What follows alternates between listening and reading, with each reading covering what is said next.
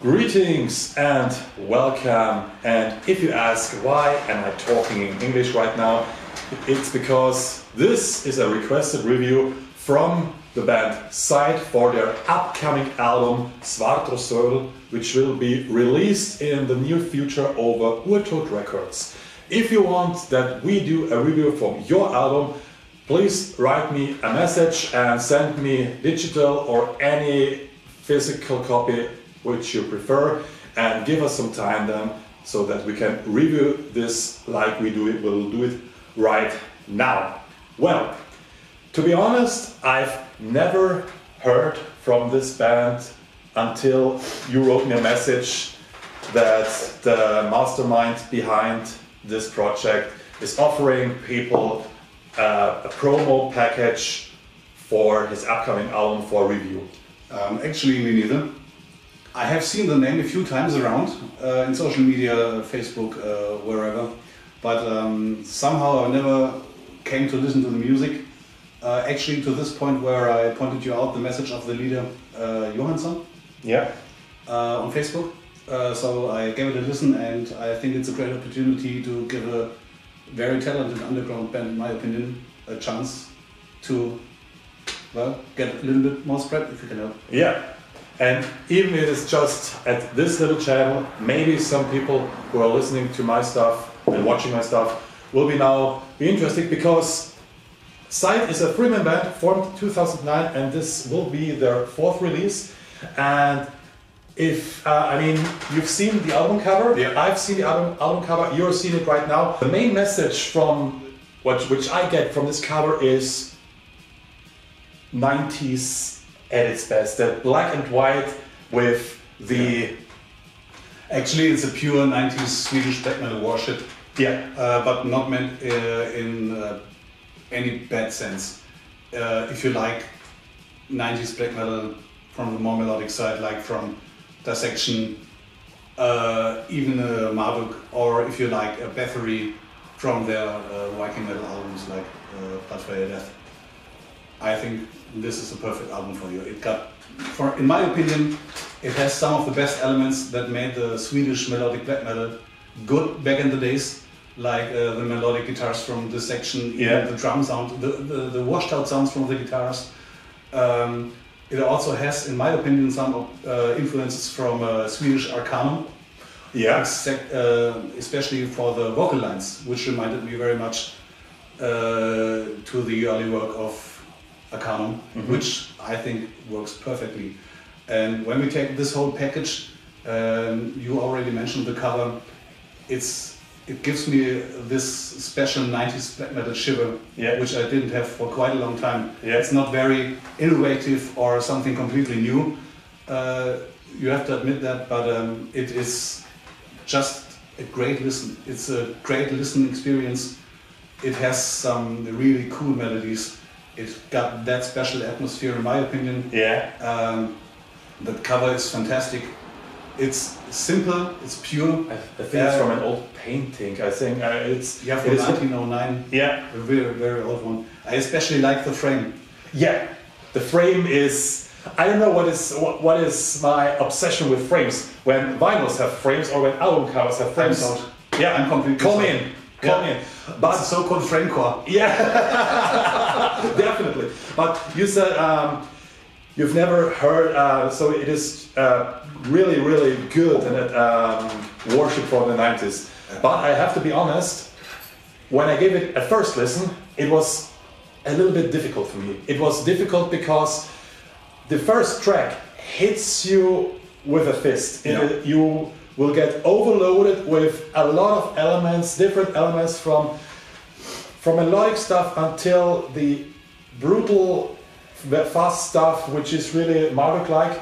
So I've got overwhelmed with this first track. So during my first listening, I was not able to really witness the second or third track, because the first track just blew me so away that I need to give it 2 or 3 more listening sessions until I found really stuff which is great. Like you said, the Viking elements. a lot of the chanting reminded me of Bathory in their Viking period, and I have from the chanting, it's also just a little bit of the Falkenbach feeling, but because maybe it's just because Falkenbach uses a lot of chanting in his music, but it's in no way, I have to say that when you mention Falkenbach, it's in no way that kind of kitschy pagan metal stuff. Exactly. You have to be sure not to mistaken it for that cheapy plastic pagan definitely parody stuff. You will get small but very well placed elements from this Viking metal stuff. And it is never getting annoying or anything else. It is well placed with. I mean, when I listen to it for the third or fourth time, I just need to realize those three dudes really love their 90s Swedish black metal stuff, and they absolutely know what they're talking about when they're playing that stuff. Yeah. But also there are still also some hints from Norway, like I was reminded from time to time to the first In the Woods album, especially from the vocal lines. I cannot really explain why it reminded me so to Heart of the Ages, but it is definitely there. Yeah.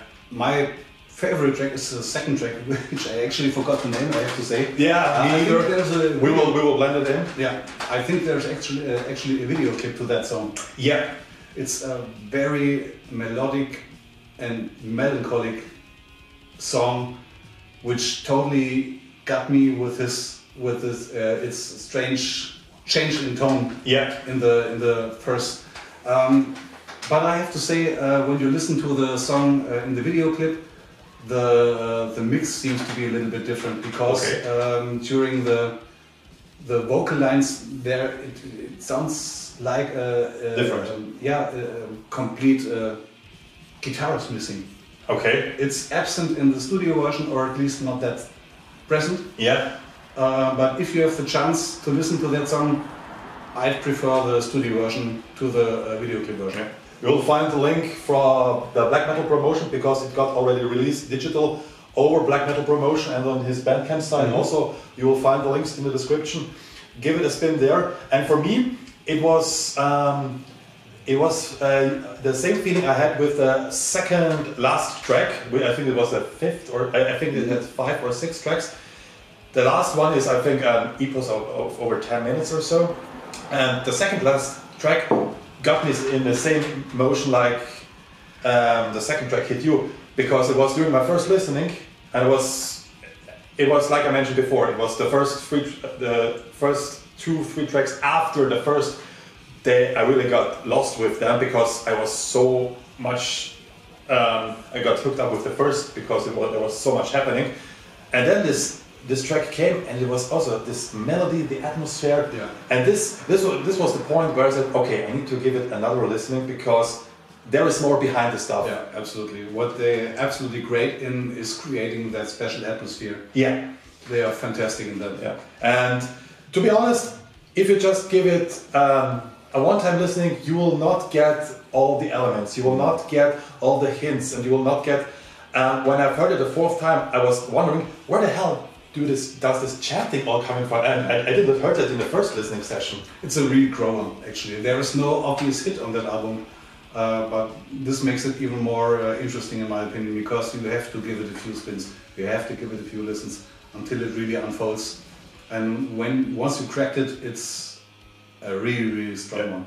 So if on our non-existing scala from 1 to 10, I would probably give it an 8. At least. Yeah. I would also give it 7, 8, around that. Yeah. Definitely. Like I said, you need to give it just more than one listening, maybe 3 to 4, until it really cracks open to the total.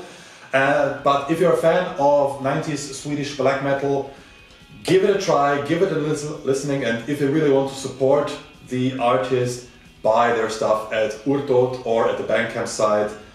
And I think we are out for this time. I hope you had a wonderful time with us. We had a wonderful time with this album, and I hope that we'll see you guys next time. See you. Cheers.